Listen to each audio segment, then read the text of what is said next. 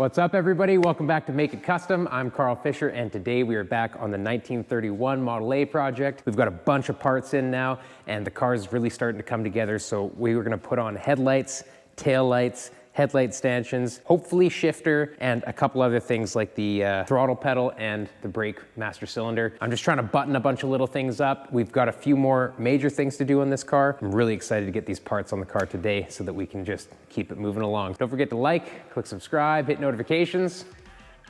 Let's do it.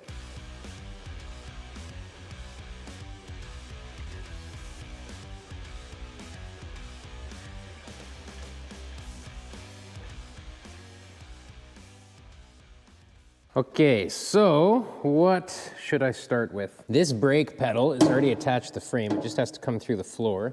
And we've got to mount master cylinder and push rod. So maybe I'll tackle that first, dead easy. I've got to weld up these frame horns because at one point I was going to cut them off. Well, I did cut them off, so I got to weld those back up. We got to make shock mounts, headlight mounts. So let's do the brakes first, then we will move on to shock mounts that we'll have to make from scratch. And then we've got these headlight mounts that are beautiful stainless pieces that will mount these headlights. That should all be very straightforward, easy to do. We have hardware for that. Let's start with the brake master and putting a hole in the floor to get the pedal inside the car. We'll quickly mount the gas pedal too, just so that we've got, oh, and then the shifter. I don't know. We're gonna start with the brakes.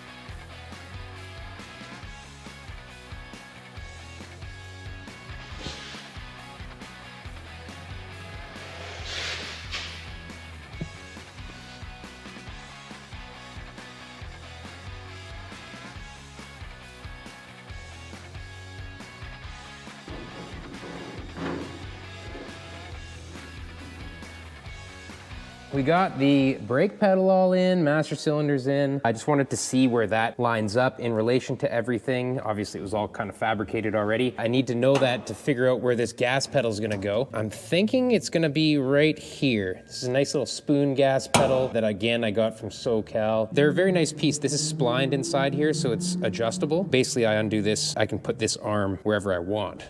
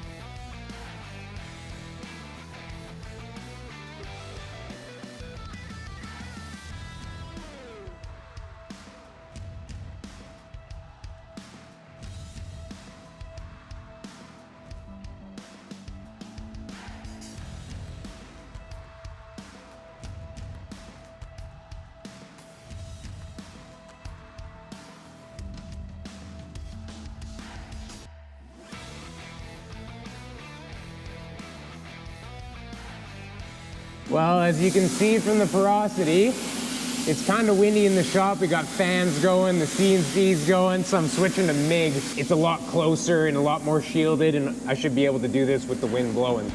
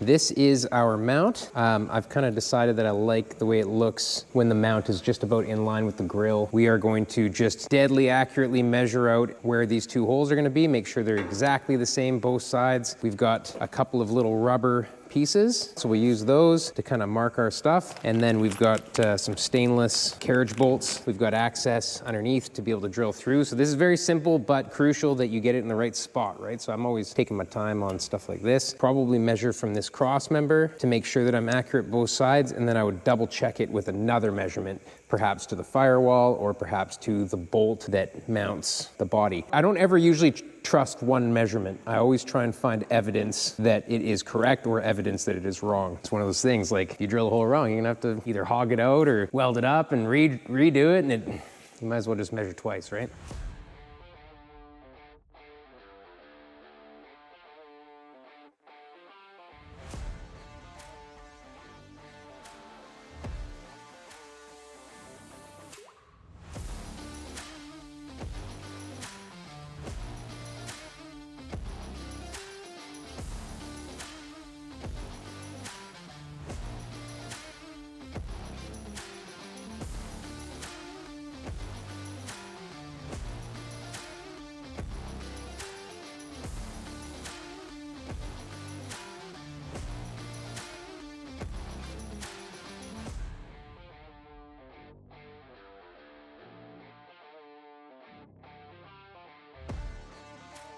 Okay, I'm pretty happy with the placement of these. Time to drill the holes.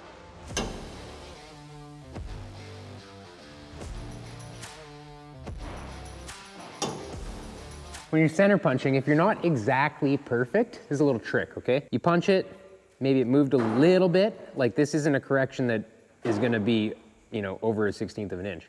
But if you punch it and it's a little bit off, you can actually just kind of like tip the punch and tap like that to kind of move it. So if I can tell right away that I tapped it and it's a little bit off, like this one, I'll just tap, you know?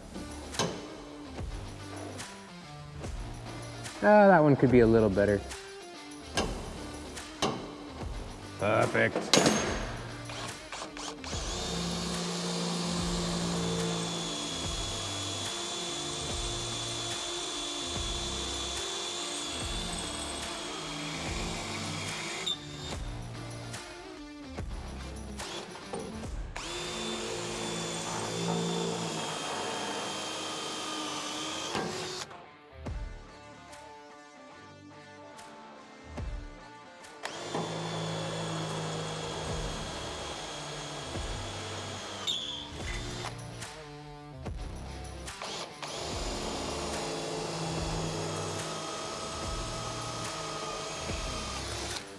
Okay, let me tell you something about drill bits. So frustrating if you don't have good drill bits, because a good drill bit will just drill like butter, and I can just instantly tell and have no patience for a dull drill bit, right? There's single point and double point. The cobalt ones, it seems like, that's the one that seems good, you know? The single points, that they're usually yellow, and they go, oh, it's titanium, and you go, wow, titanium. Garbage. Okay, they have like a little flat spot in the center. It'll never center itself. A double point drill bit, it means that it's ground one way and it's ground another way to create an actual point in the center. This is not like an easily replicatable grind if you want to grind your own drill bits, right? I don't know if there's a machine that does it, that you can actually get it. If you buy good drill bits and take care of them, learn about, you know, the speeds at which you should run them. Like larger drill bits should be slower, smaller drill bits can be faster. I just think that's like something so important. For years and years and years, I just had garbage drill bits and I would just try to grind them, and just every time I went for a drill bit, it would just be a fight until, you know, I ponied up for $200 drill bits, and they lasted me years and probably saved me hundreds of dollars of garbage drill bits and hours of frustration. So thought I'd share that. And on the topic of drill bits and all that kind of stuff, Ellie was like, well, you didn't tell anybody where to go get good drill bits, you know? If you're asking me like selection wise, every price range you can think of, just a company that's supportive of our channel and has good quality stuff, I would say go to KBC Tools. KBC Tools has like all kinds of machinery, equipment, hand tools, these types of scribes and stuff. What I'm doing right now is I'm actually deburring the inside of the bottom hole. Basically, it'll just cut the inside. It'll chamfer the hole, right? So it's nice and flush on the inside. And then you can get these ones. They're all interchangeable. You can just pull them out, drop another one in, and then now you can chamfer the top of the hole. You want to deburr these things so that you don't cut yourself. Trying to look out for you guys. They have a discount code called Make It Kustom, all capital letters. You do have to register, like give them your email. So worth it. Go check out their stuff.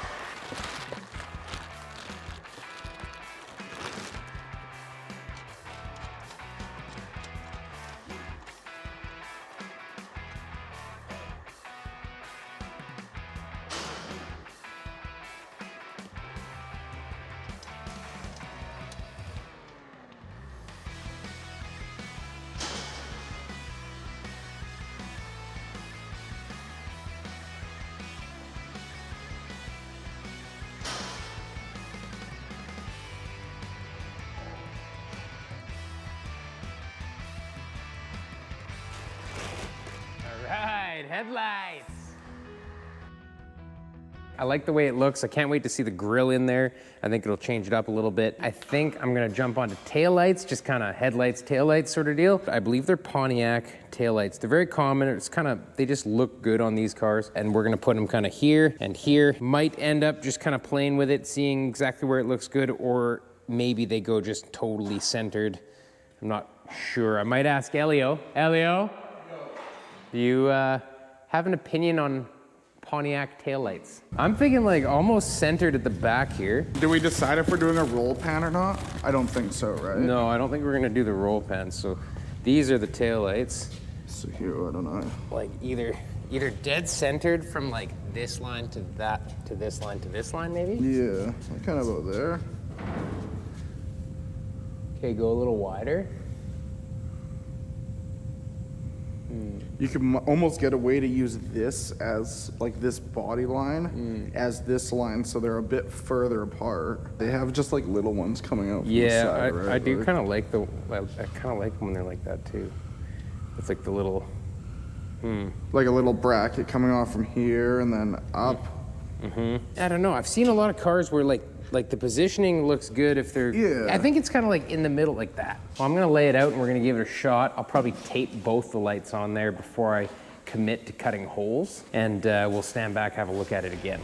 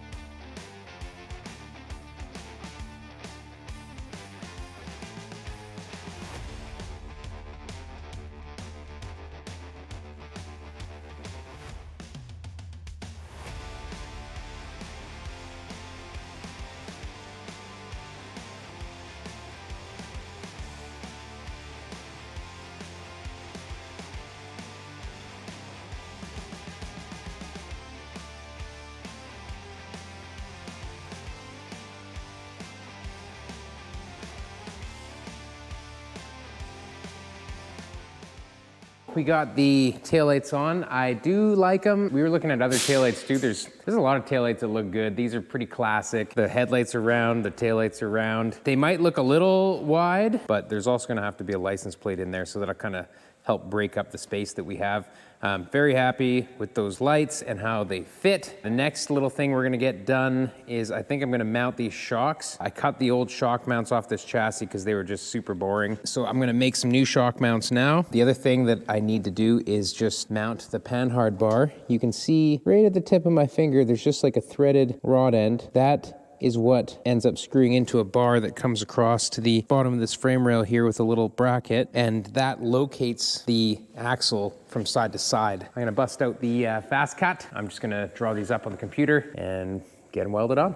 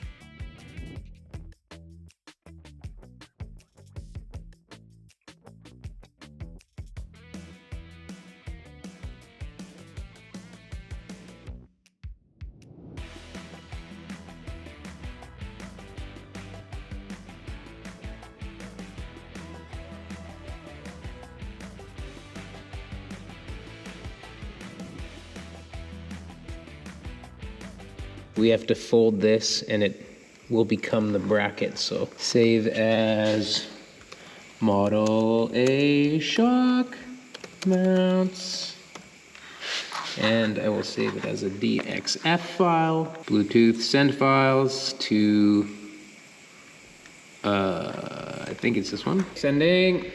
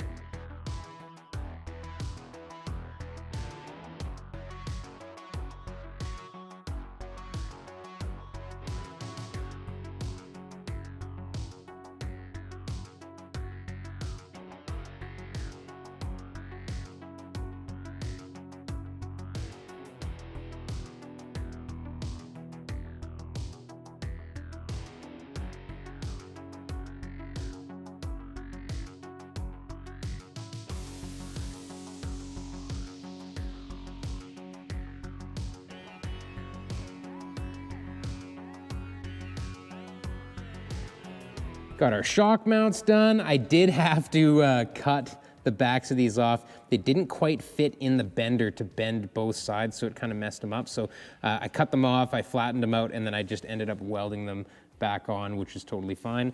I like the way they look. I like how they kind of match these brackets. You know, there's some continuity, fabrication continuity. Got the panhard bar mount back on. This mount I already had. I actually cut it off. I just put it right back into the same place because I, at one point, was going to change the way the front end was. Really happy with how things are coming together. I'm really happy that things are, you know, getting mounted and it's looking more like a car. Like I feel like this car is much, much closer just over the past couple of weeks. It's kind of getting a personality. We're seeing like the look of the car now. Let me know what you think. It's not for everybody, but I'm really digging it. Like I said before, I think it's kind of like a gentleman's roadster, you know? Like if you're gonna go out for dinner in the city, and that one, you probably wouldn't want to. Not the gentleman's car.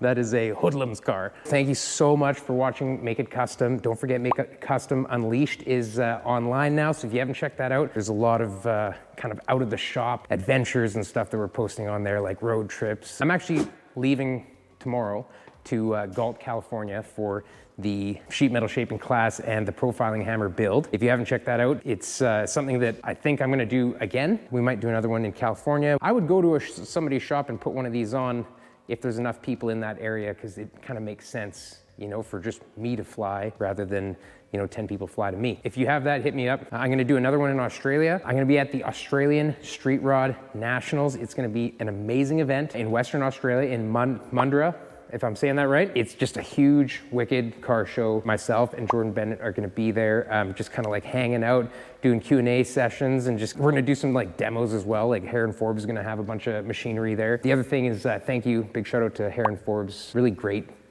family company. They brought me out last year to Australia. This year it's the Street Rod Federation that's bringing me out. They're helping us out putting on a class at BENNETTS Customs the week after. If you're interested in doing that, we are gonna do the same thing as we're doing in California. We're gonna build 10 profiling machines. Those 10 machines for the 10 students, you get to bring them home with you. We're gonna learn about making different profiles, how to make your own dies, as well as the second day of that class is gonna be a metal shaping workshop where we do all kinds of metal shaping, from hand stuff to machines, English wheels, power hammers, all of it.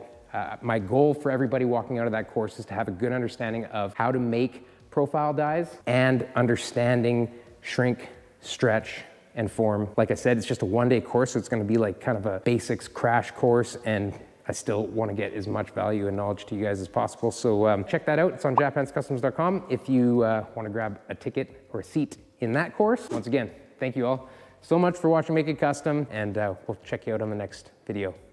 Bye-bye.